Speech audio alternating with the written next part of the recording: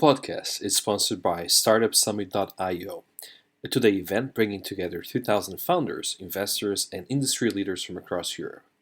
As a thank you for being part of the podcast community, we are now offering 50% off all tickets by using the code PODCAST in all capitals on the website. See you in Lisbon. Hi, and welcome to another episode of the Innovation Conversation. Now, today we are joined by Jonathan Zhou. Jonathan, welcome to the podcast. Hi, Ricardo. How are you? Good, thank you. Jonathan, would you like to introduce yourself to the audience, please? Yeah, sure. My name's Jonathan. I've built a startup that helps people streamline their 3D workflow. I have a background in architecture, learn how difficult it is to build model in 3D, learn all those 3D software. So now I'm trying to help people streamline that process using generative AI without having to learn everything from scratch. What prompted you to get started in the entrepreneurial world? And so my dad had been an entrepreneur when I was little. I grew up in China, and that was when I was growing up. That for him, that was the late 90s, early 2000s. The entrepreneurial spirit in the country is very high. Everybody in the cities are trying to start some sort of the business themselves, and my dad got into the telecom business. So I guess it's like the high tech, fast growing, hyperscaler unicorn type company for that time. That's always been sort of hanging around the background.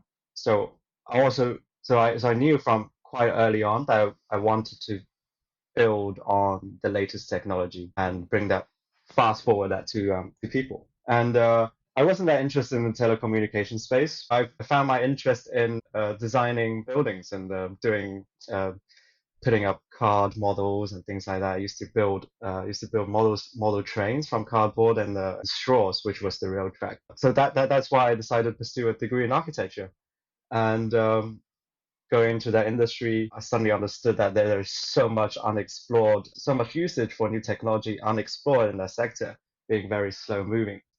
First started experimenting with image generation tools. There's one called PixiePix, predating Stable Diffusion. And it was those very early image generation tools that let you turn an image of the summer into an image of the winter, or turn a horse into a zebra. The quality is rubbish, Mm-hmm. but the promise was definitely there. What it managed to do is it allowed someone with an imagination, with an idea, with some sort of design aspiration to turn just this idea in their head into something visual, into visual expression that they wouldn't otherwise have been able to had they not gone to, let's say, an art school or spend a lot of time drawing things or using software or using Adobe suites like Photoshop to do all of that stuff. And now anybody with a great idea will be able to do something like that. And because I was in the 3D world in architecture, decided that is the direction I'm going to go. Was it hard, this transition from like architecture to AI? Yeah, it was super hard because none of the fundamentals in, say, the principles of building a software or how the AI algorithm work is taught in the university. That's number one. That wasn't the hardest part, because you can just learn it from YouTube nowadays. The hardest part is the general mood in the industry, which was quite, I don't want to use the word Luddite, but there is a big faction of the community that is quite against technology. There's still a lot of people that's against CAD. People sometimes like to draw their own plans and sections and make models by hand. Of course, there's merit to that. There's a more of a tactile feel to the whole process. Your hands are in contact with the material. Mm-hmm. But that is kind of the atmosphere of the industry that we're dealing with. There are a small handful of pioneers, but there are a lot of people who like the old way of doing things. And being in that environment and being the person that says, okay, I think doing all of these complicated 3D modeling process, if you continue to do it the way you do it, it's going to become a craft of the past. We've got to figure out a better way to design in 3D. And the biggest example for that is when we're doing projects, you sort of have to design something, build it out. So you model in 3D, you see it in 3D space before you can show it to anybody else to bounce ideas around on how you can edit it, make it better. Because It's one thing to say, I've got this idea in my head. I think the hallway should look like this. I think Mhm. this is what the entrance should be. But until you put it on a screen or on a piece of paper, until you make it visual, it's very hard to communicate that with other people. So that process is very long.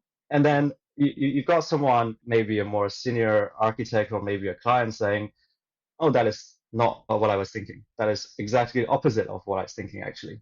And then you realize you just spent 2 weeks doing something that was wrong from the first day. So that, in my opinion, is a massive problem in that iteration process.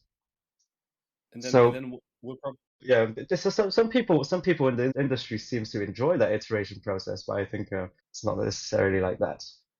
And then what prompted you to launch your own business after that? Because obviously you're frustrated with the process of architecture, and then you decide to launch your business.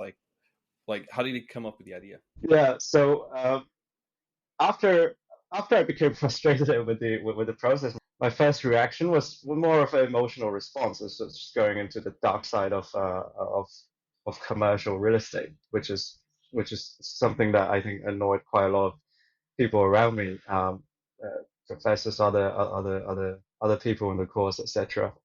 So I went to a commercial real estate company, seeing how, I guess, how the real world works, how to monetize that design, right? Why people commission architects to do those designs, and it become very clear to me that there's a massive divide between the way designers think and the way, I guess, the industry thinks. And instead of, I guess, maybe starting the business is that potentially was the easy way out, because instead of trying to convince people who might or might not be on board with your idea, you can build something and show them that it could be done in an alternative way. So it's like that sales 101 thing where it's show don't tell, right? Yeah. So that's why I decided to do it, and I had the skills to do it. So it's an online business, very little upfront capital cost. There's many different cloud computing services company that give out very generous credits. Hmm. I guess they want people to use their platform to build things. It was in my mind at the time an easier path than to stay in the old industry and try to change it that way. And this was in China. So was it hard to open a business in China? No, this was in London. So In London? Oh, okay. Sure. after when I was about 14, I moved from China to the UK, and then been here for almost 10 years. I think it's one month shy of 10 years. So yeah, that was in London. That was in London. That was a year and a half ago. I And thought what, so. The first business was one step back from design and design and build buildings, because that's a very ambitious goal. So I took a step back and thought, okay, something that needs to fulfill a user's brief, something that's visually pleasing, something that is three-dimensional, something that can be produced easily and doesn't need to satisfy planning regulations, fire regulations, structural okay. engineering constraints, and things like that. And the target I found was accessories, jewelry. It follows very similar process, but with a lot less legislative and usage related constraints. So, someone has a design for something three-dimensional. You design it for them, you iterate through the process, and you produce it. So yes, you can 3D print buildings, but it's very capital intensive, and it's not it's not a portable size 3D printer that you bring around construction sites and you print it. So I it's think, and also they're not quite big. I mean, they're not going to be huge, right? I know you can 3D print houses, but they're not going to be huge, right? They're going to be small family houses. Yes, or unless you want to build a massive printing machine, or a workflow that kind of has to be bigger than the actual building that Yeah. they're doing. It doesn't quite make sense yet. Jewelry was the thing that made sense for me. Accessories. So what we did was we designed a web app that let people chat to a virtual design assistant, which helps them refine their ideas. So that is that is a big thing. Is people When you give someone a tool that let them turn their imagination into reality, and you just ask them to type in a text prompt, it's almost like pointing a camera on the street at someone and say, "Hey, let's do an interview." They'll they'll go blank. It's not because they have nothing interesting to say, but because that pressure and that suddenness doesn't get the best out of people. So what we did was we had a design assistant that goes back and forth, have a conversation with this person, thinking, okay, why have you got this design? What kind of details are you looking for, etc. And then come up with a I guess attempt to get as much out of the designer, the human designer, the user as possible. And we generate a 3D model, iterate through different versions, change different bits, and then we 3D print them in different materials from resin, silver, stainless steel to other precious metal like gold. And what was the biggest challenge, launching that business? So that business, that business is kind of like a couple different business all in the same place. It was too complicated. And it was challenging because it's like running a software company, running a jewelry business, and running a 3D print shop all at the same time. And you gotta be able to run all those three businesses all as startups, not as well-oiled machines in order for this to be successful. So that was really challenging. And we had a very, very small team, 2 people. That That's was quite that yeah, that, that was hard. 2 people with bootstrap funding. So that was hard. But what we figured out from that process is that people has ideas, want to design their own thing. And we can help them make that process easier. And it could be in the jewelry industry, it could be in other industries. So we decided to pivot into helping people automate or make simpler their existing process instead of creating a new process in itself. In hindsight, that was too ambitious of a goal to start with, even though at the time it sounded easier than changing existing workflow. So But right now, yeah, I'm just curious. What were you saying to yourself? Like you're getting all this feedback, and obviously it's not the ideal feedback. It's not the one you want to have. And what were you saying to yourself? Like what kept you motivated? What kept you keeping pushing forward? what kept me pushing forward with, well, a friend of mine once told me that if you know that you're 100 no's away from a yes, what would you do? Yeah, Yeah, I didn't really answer. No, he wasn't expecting an answer as a rhetorical question. And the answer would be you go full steam ahead and try different things. You try 100 wrong things and you go finally get a yes. And that's sort of what happened to us. We found some successes in the marketing industry.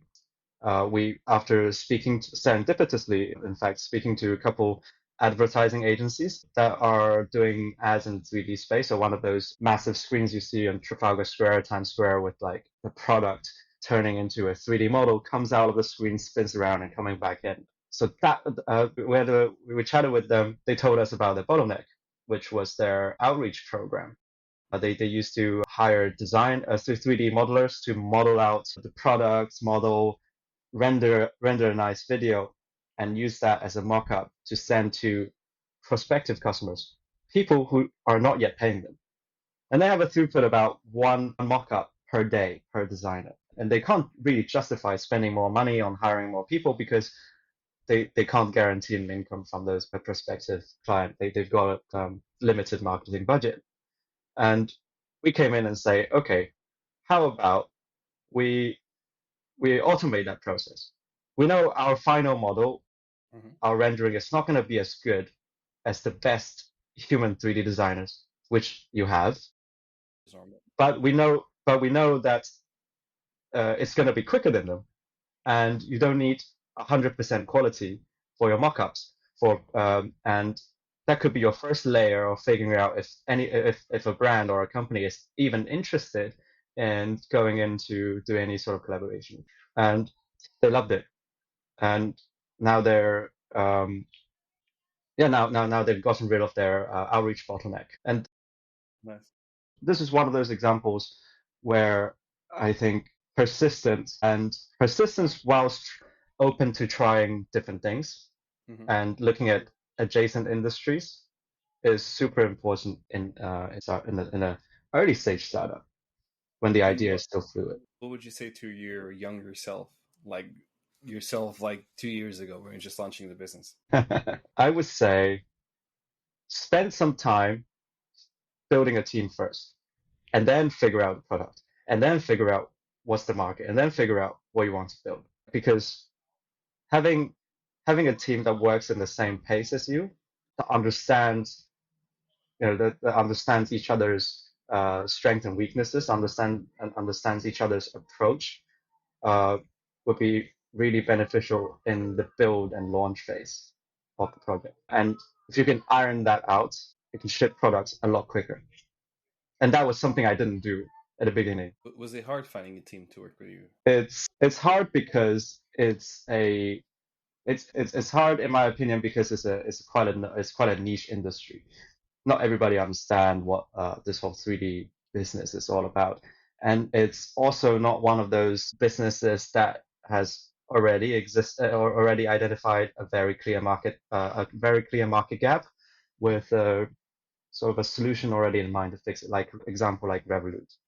It becomes a game of finding other like-minded people in a small subset of available entrepreneurs out there. What nowadays? What do you do when times get rough? Like how do you keep pushing forward? But most important, like how do you keep yourself in balance? Yeah, I think I don't really think about that because I think I'm quite naturally quite an optimistic person. I'm naturally quite a happy person. All of these drawbacks. It's not using the American term. It's not my first rodeo, right? It's not the first time someone said no, or the first time someone said nasty things. I mean I remember when we were doing market research when we were reaching out to 3D artists, 3D print shops, and people like that on Etsy who are offering like bespoke 3D accessories. One of one of the people there said, "Well, I'm not gonna swear on your podcast, but basically a very nasty swear word," and said, don't use. We're not interested in all of any of this AI stuff, and don't you dare use my 3D models to train your AI bots." So it's a Quite intense. yeah the reaction is quite emotional, which is understandable. People are worried about this. Well, I know you also have on your LinkedIn saying you're a glider pilot. So how much of inspiration do you take from your glider pilot expertise? Because it's all about going with the flow, isn't it? When you're gliding, I mean, you need to catch the hot air currents. You need to just stay in the air as long as possible, and you also need to land safely. So how much do you take from that and just apply it to business? Yeah. So in gliding, what you have to do is what the type of gliding I did was it's one of the sailplanes. So it's a plane without an engine. You have a tractor that winches you up to about 1,000 feet, and then if you're lucky, you find some sort of uplift, a thermal they call it, and then you try to stay there as long as possible, get as much altitude as possible, and then glide somewhere else to find another one of uplifts. The trick to gliding is that you've got to know when to stop. You got to know when to stop looking for those thermals.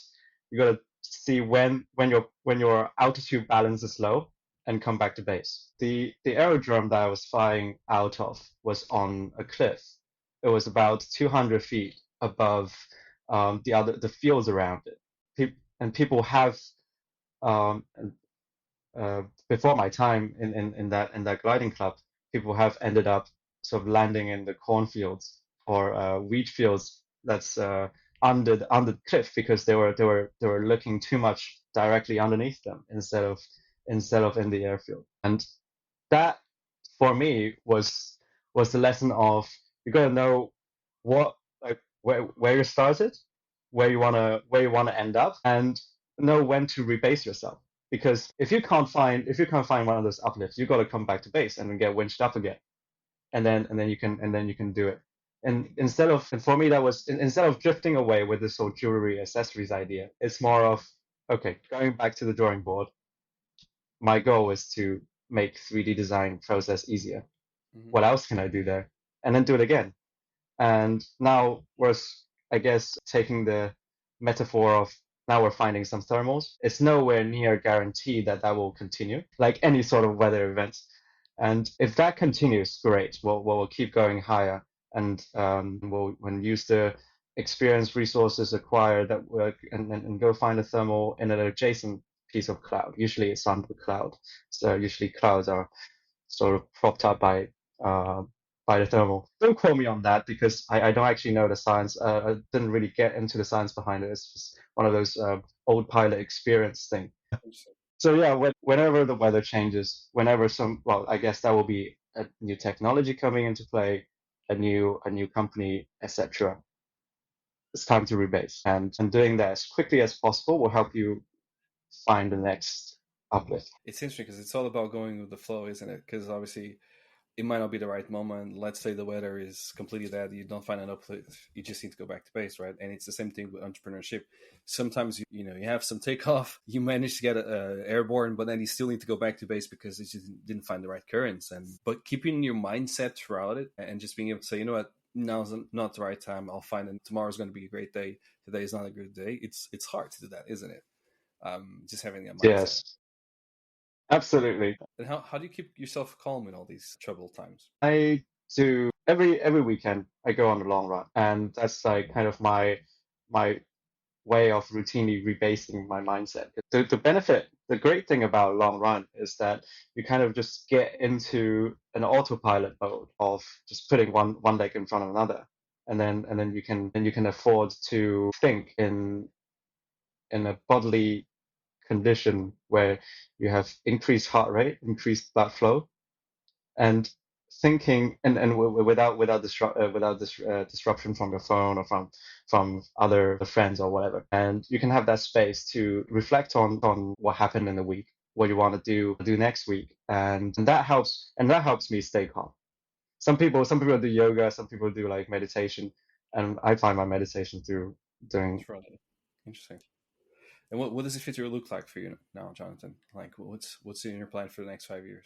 5 years could a lot of things could change in 5 years. And what I've learned in the building building generative AI products from a non-tech background is that there is a lot of unknown unknowns and a lot of wrong assumptions I have made about technology, um, which is a very humbling experience. Um, my goal is to figure out a way to spend as little time as spend the smallest amount of time to fill in all of my unknown unknowns in how the technology works, what is in the pipeline, and yes, things that I didn't know about. So I guess I couldn't really tell you what those are by definition. Yeah, So not that yet. that, that is my goal. I got it. Yes, and with that, so the reason why that is important is because as a founder, you got to make in the tech business, you got to make those technical decisions, and without understanding in the nitty gritty detail on, let's say, how to fine tune a model, it's hard to make those calls. And delegating those tasks to, uh, let's say, your CTO or someone like that without knowing how it works, in my opinion, is ineffective because you don't really know what's going on. It's hard to push the boundary if you don't know where the boundary is. Very true. That is something that I think uh, lawyers and modern artists do quite well. Like Picasso, Da Vinci, they're all trained in fine arts. People think Picasso is like those wonky pictures. Hmm. So you can paint really in a really realistic way. And that is when he saw, okay, this is the boundary of painting, and I can break it by drawing the different sides of the faces on one piece of paper. And I guess that's the same thing with lawyers looking for loopholes of the law. And it's in a way uh, easier because it's because these laws and things like that are written down on paper is quite well defined. So finding that boundary in an undefined industry Hmm. is is a skill that I think I need to.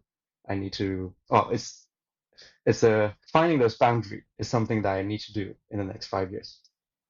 Sounds cool. Jonathan, if people want to reach out to you, what's the best way of doing so? Well, people can find me on LinkedIn, and I guess also through you, right? That's always a good option. Yeah. Yeah. All right. Yeah, Sounds or good. or they, or people can email me as well on Jonathan@neurorock.com. Sounds good. Jonathan, thank you so much for your time. It's been a pleasure having you here. Thanks, Ricardo. Pleasure to be here. All right. That was it. The podcast is sponsored by startupsummit.io, a two-day event bringing together 2,000 founders, investors, and industry leaders from across Europe.